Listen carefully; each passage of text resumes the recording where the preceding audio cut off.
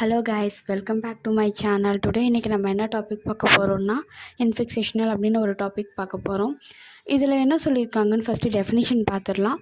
The point on the curve for which are double dash is equal to 0 is called a point of inflection and the tangent at P is called a inflectional அப்படின்னு சொல்லி கொடுத்துருக்காங்க. அப்படின்னா என்ன அர்த்தம்னா, இப்போ ஒரு point, ஒரு கர்வ்லேருந்து நான் ஒரு பாயிண்ட் எடுத்துக்கிறேன், ஆறுன்னு ஒரு பாயிண்ட் எடுத்துக்கிறேன்னு வச்சுக்கோங்களேன். அந்த ஆறுன்ற பாயிண்ட்டுக்கு ரெண்டாவது டெரிவேட்டிவ் எக்ஸிஸ்ட் ஆகும்போது அது 0 ஆகுது அப்படின்னு சொல்லியிருக்காங்க. எப்படி அது 0 ஆகணும்னா, அதுக்கு ஒரு கண்டிஷன் கொடுத்துருக்காங்க. அந்த ஆரோடைய வேல்யூ 0ன்னு நான் போடும்போது அந்த ரெண்டாவது டெரிவேட்டிவ் எனக்கு 0வாக ஆகணும் அப்படின்னு ஒரு கண்டிஷன் கொடுத்துருக்காங்க. அப்படி ஆச்சுன்னா அது பாயிண்ட் ஆஃப் இன்ஃபிக்சேஷனல் அப்படின்னு சொல்லியிருக்காங்க. அண்ட் அடிஷ்னலாக இதில் இல்லாத ஒரு பாயிண்ட்டும் ஒன்று இருக்குது. என்னென்னா, அந்த ஆரோடைய வேல்யூ நான் 0ன்னு கொடுக்கும்போது எனக்கு 0வாக ஆகணும். அதே மாதிரி -1ன்னு நான் கொடுத்தேன்னா எனக்கு அங்கே மைனஸ் சைனில் என்னோடய ஆன்சர் ரிஃப்ளெக்ட் ஆகணும். அதே மாதிரி ப்ளஸ் சைன் கொடுத்தேன்னா ப்ளஸ் சைனில் எனக்கு ரிஃப்ளெக்ட் ஆகணும். இந்த 3 கண்டிஷன் சாட்டிஸ்ஃபை ஆனால் மட்டும்தான் அந்த பாயிண்ட்டை நம்ம இன்ஃபிக்சேஷனல் அப்படின்னு நம்ம சொல்ல முடியும்.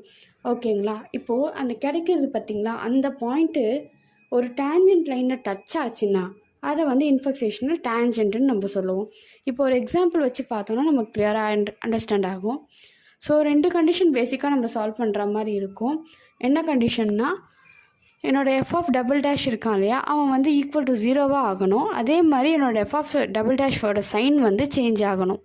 ஓகேங்களா? அதாவது <0 0ன்ற மாதிரி 2 கண்டிஷன் நம்ம எடுப்போம். ஸோ இப்போ எக்ஸாம்பிள் 1, இந்த எக்ஸாம்பிள் 1ல் என்ன சொல்லியிருக்காங்கன்னு பாருங்கள். எஃப் ஆஃப் எக்ஸோட வேல்யூ x² அப்படின்னு நான் ஒரு வேல்யூ கொடுக்குறேன்.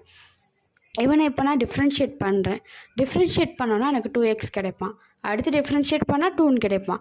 இப்போது இந்த எக்ஸ் இருக்க பிளேஸில் நான் 0 போடுறேன். இந்த இடத்துல நான் 0 போட்டேன்னா என்னோடய எஃப் ஆஃப் டபுள் டேஷ் 0வாக ஆகாது. ஏன்னா அங்கே எக்ஸுங்கிற ஒரு டேர்மே இல்லை. ஸோ அதனால் F of double dash not equal to 0, ஏன்னா எனக்கு அங்கே 2ன்னு கிடைக்கிறான். ஸோ ஃபஸ்ட் கண்டிஷன் இங்கே சாட்டிஸ்ஃபை ஆகலை. அதனால் இது நாட் இன்ஃபெக்ஷனல் அப்படின்னு நம்ம சொல்லிடலாம், இன்ஃபிக்சேஷனல் அப்படின்னு சொல்லிடலாம். அதுக்கு அடுத்தது ரெண்டாவது டெஃபினிஷன், ரெண்டாவது எக்ஸாம்பிள். இந்த எக்ஸாம்பிள் பார்க்கறதுக்கு முன்னாடி எக்ஸாம்பிள் 3 பார்த்துடலாம். ஓகேங்களா?